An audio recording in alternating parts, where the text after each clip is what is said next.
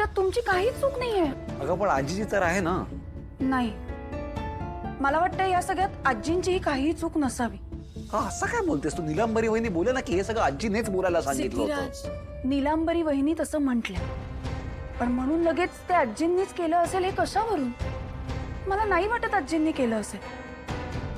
मला काय वाटतंय सिद्धिराज, आजपर्यंत आजींनी इतकी कटकारस्थानं केली, इतका खोटेपणा केला, पण जेव्हा जेव्हा तो खोटेपणा पकडला गेला ना, तेव्हा त्यांनी तो निधड्या छातीने मान्य केला. मला नाही वाटत आजी असं नाकारणाऱ्यातल्या. जर एखादी गोष्ट त्यांनी केली असेल ना, तर ते स्वतः ती मान्यही करतात. आणि म्हणूनच मला असं वाटतंय की हे सगळं नीलांबरी वहिनींनी स्वतःहून केलं.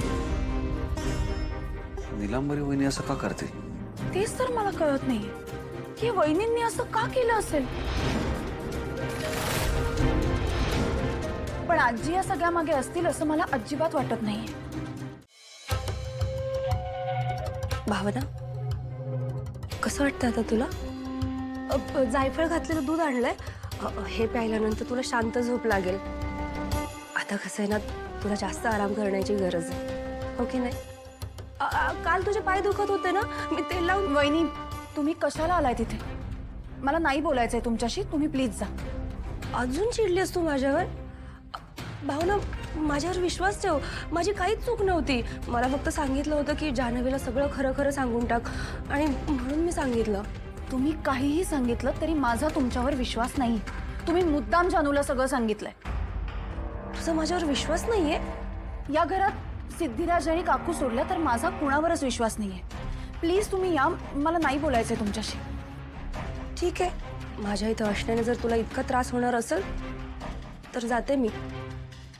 पण एक गोष्ट लक्षात ठेव, मी जे काही करते ना ते तुझ्या भल्यासाठीच करते. तुझ्यात मला एक मैत्रीण दिसते आणि त्या नात्याने मी काळजी करते तुझी इतकी. तुमचं बोलून झालं असेल ना तर तुम्ही प्लीज जा. मला एक सांग ना, मी असं काय करू म्हणजे तुझा माझ्यावर विश्वास बसेल? काय वाटेल ते करायला तयार आहे मी, पण एकदा माझ्या बाजूने विचार कर. येते मी.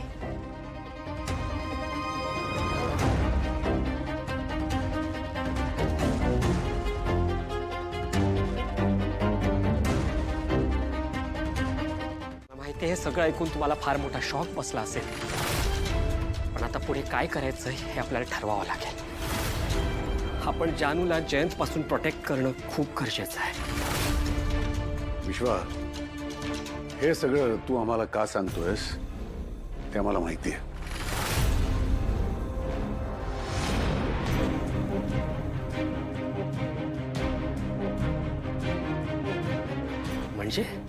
म्हणजे घडू नये ते घडतंय.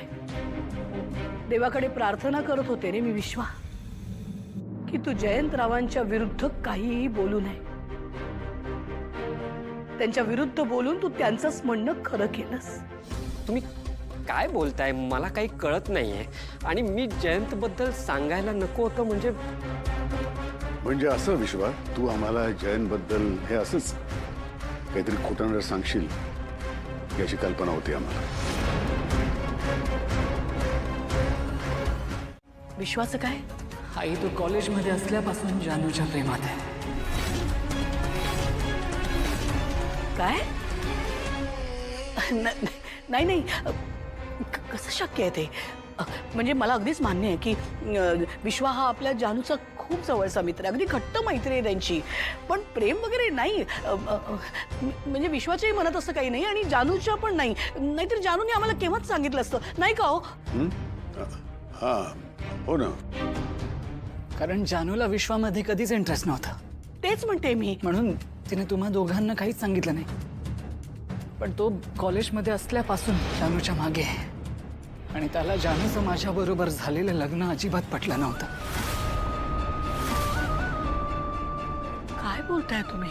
आणि म्हणूनच तो काही ना काही कारण काढून बरेचदा जानूला भेटायला यायचा.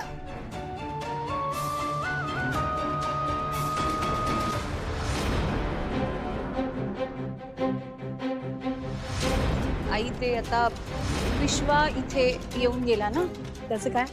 तू हे जयंतला नको ना सांगूस. विश्वा जानूला भेटायला तुमच्या घरी यायचं हे खरं आहे. करेक्ट. आणि आता तर जानूची मेमरी गेली आहे. तिला आमचं लग्न, आमचं नातं काहीच आठवत नाहीये. आणि आई बाबा ह्याच गोष्टीचा गैरफायदा घेऊन जानूच्या लाईफमध्ये परत येण्याचा प्रयत्न करतोय. त्याला काही करून मला आणि जानूला एकमेकांपासून दूर करायचंय. नाही जयंतराव, असं असं नाहीये. आय नो, तुम्हा दोघांनाही धक्का बसणं स्वाभाविकच आहे. आधी मलाही विश्वास बसत नव्हता, पण जानूला रोज भेटता यावं यासाठी तो आता माझ्या ऑफिसमध्ये सुद्धा रोज येतोय. आमच्या एका जुन्या कामाचं कॉन्ट्रॅक्ट त्याने रिवोक केलंय आणि मी त्या कॉन्ट्रॅक्टमध्ये अडकल्यामुळे माझी इच्छा नसूनही मला त्याच्यासोबत काम करावं लागतंय. आणि कदाचित तो तुम्हा दोघांना भेटायला येईल. तुमच्या मनात माझ्याबद्दल मिसअंडरस्टँडिंग क्रिएट करण्यासाठी तो वाटेल ते खोटं बोलायला तयार आहे. तो तुम्हाला हेही पटवून देण्याचा प्रयत्न करेल की जानूने जी यॉटवरून उडी मारली ना, त्याला देखील मीच कारणीभूत होतो. किंवा आजींचं जे काही झालंय ते माझ्यामुळे झालंय. जानूच्या प्रेमात वेडा झालाय तो.